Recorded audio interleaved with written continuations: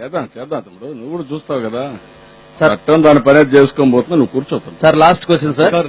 నువ్వు ఎక్కడి నుంచి వచ్చావు నాకు తెలియదు సార్. కాదు దారుణ సాక్షి కూర్చోండి, కూర్చో. నేను చెప్తున్నా, సాక్షి పేపర్ వాళ్ళు అడగడానికి కూడా వీల్లేదు.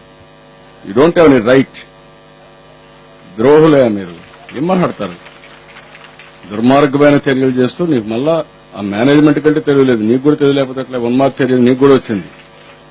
మీ జీవనోపాధి కోసం ఉన్మాదిగా తయారవుతున్నారు. రాష్ట్రం మీకు లెక్కలేదు, ఆడు లేదు. మీ పేపర్ చూస్తే ఎంత దరిద్రమయ్యా పేపర్. ఇవన్నీ చూస్తారు, చదివిన వాళ్ళు మనసు చెడిపోతుంది. అలాంటి పేపరా?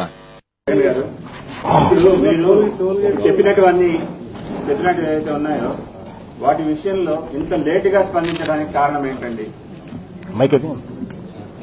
మీ పేరేం పేరునా?